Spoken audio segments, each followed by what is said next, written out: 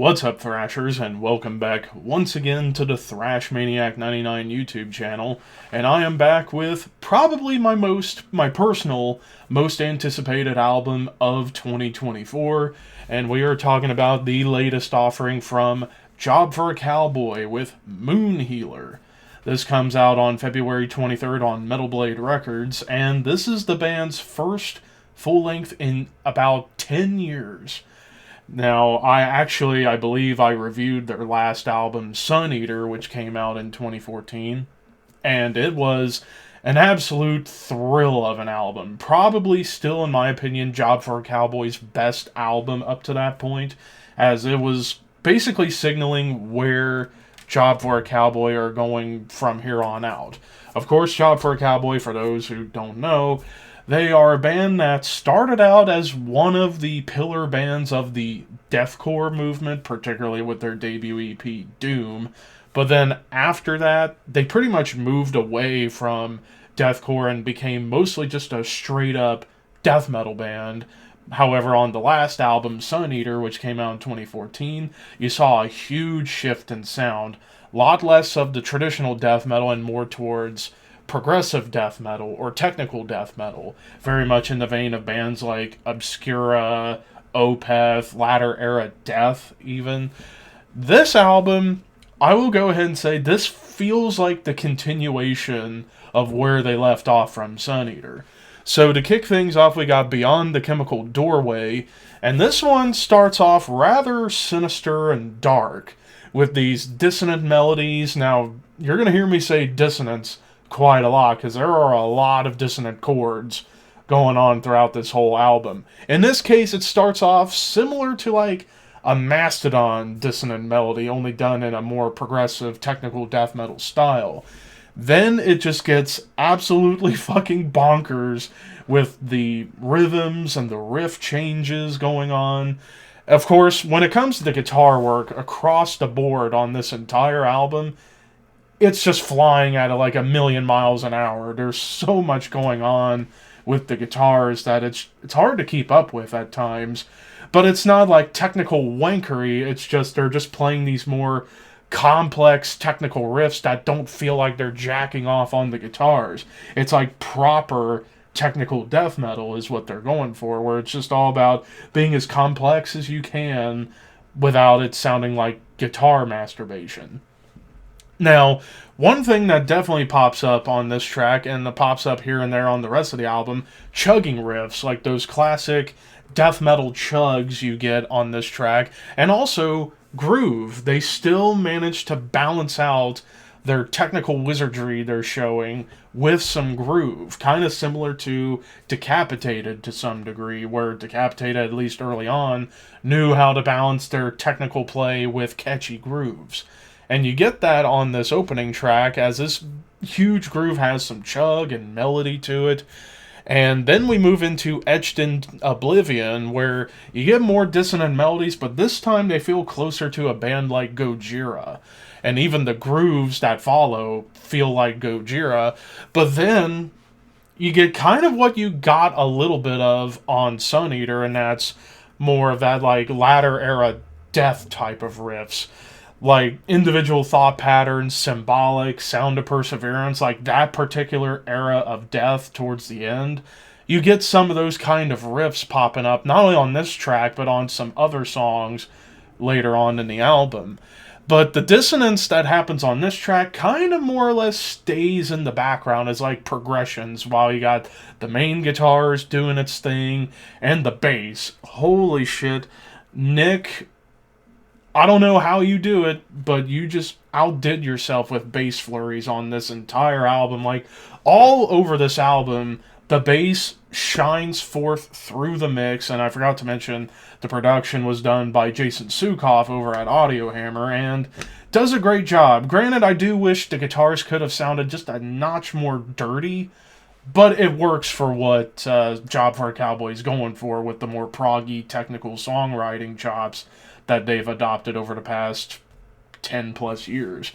So, yeah, the diss and the bass definitely shines across this whole album. Like, it's really forward in the mix, but it doesn't overpower the guitars or the drums. It's almost in perfect synchronicity with the guitars in terms of the mix.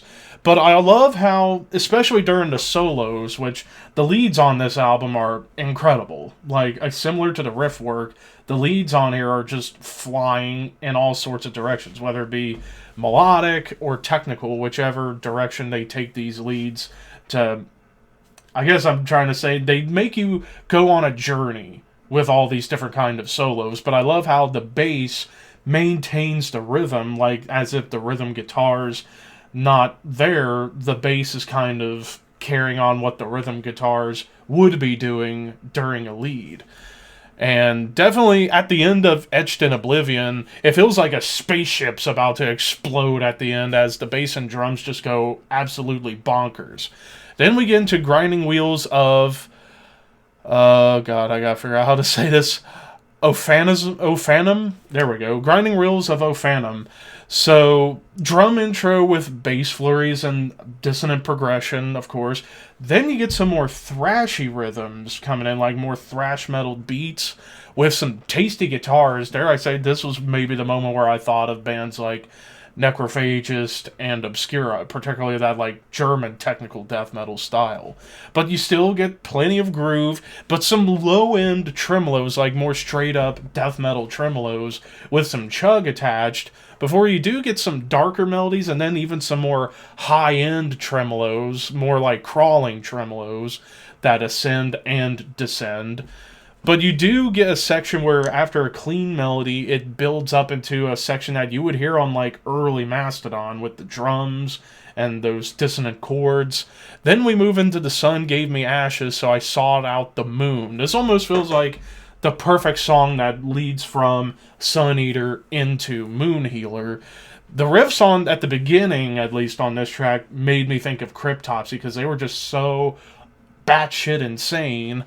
Then you kind of alternate between, going back to what I was saying earlier, their technical guitar work with groove, and even a triplet chug pops up here too, before you get more Necrophagist riffs coming along. But it's high energy and insane, but does have some tasty melody at the very end.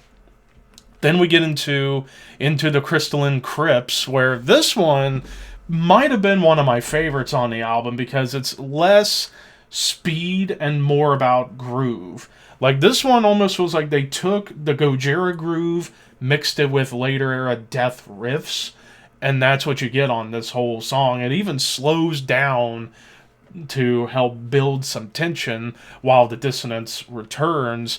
But then you get this like off-time groove to kind of showcase a little bit of the prog, and then even a double time stomp to be like, hey, we can do some classic death metal double time stomps with this and just hammer on that for a little bit before you get a huge melody that almost just soars out of nowhere, and even the bass kind of following along with that. Then we get into A Sorrow-Filled Moon. Starts off a little more calm with clean melodies before it gets into riffs and rhythms that kind of remind me of Black Crown Initiate, which that's a good companion band to the recent era of Job for a Cowboy with this and Sun Eater. Like Black Crown Initiate almost feel like they could be in tandem with Job for a Cowboy, or even Rivers of Nile is a good comparison point as well. But there's some cool pinch harmonics and guitar bends. And then it even has a slower section to kind of keep building tension into the crawling riffs. And then it fades wonderfully at the end.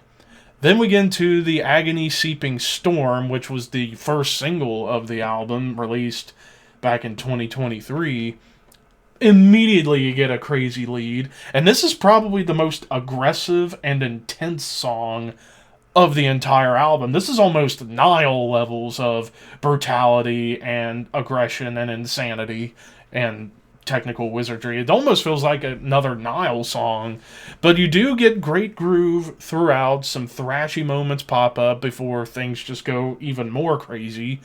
Then it gets to a brief moment, and it's very brief, where the dissonant part sounded a lot like Immolation, which was really cool, because before that the dissonance was always like Mastodon, Gojira-esque, Here we finally got an immolation dissonant part before you get some more like weird sci-fi stuff at the very end.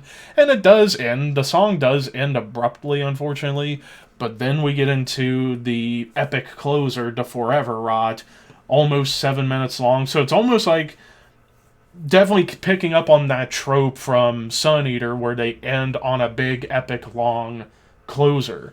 And this one brings in some doomy vibes. Like, it starts off with these like doomy clean melodies, some death doom moments on here, almost like an Opeth song.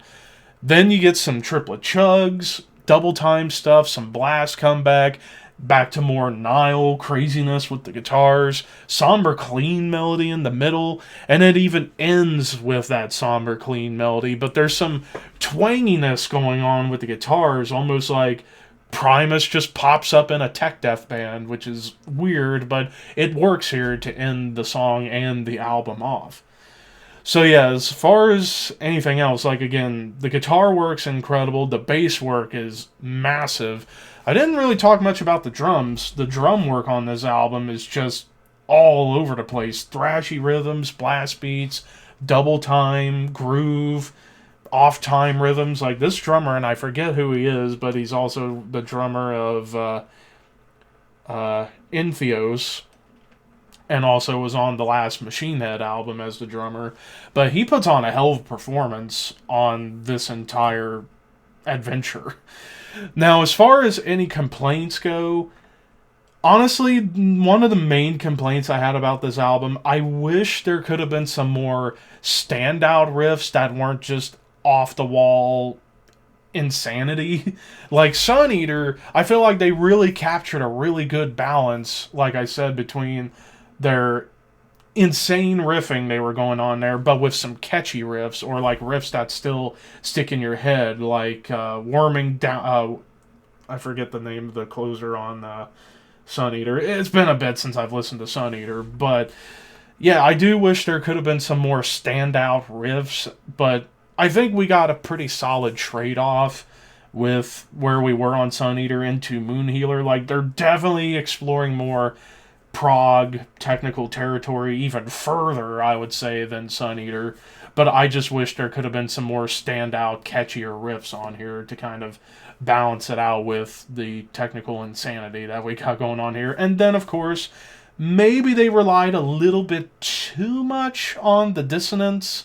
When I don't mind dissonance when done right, and look at a band like Immolation.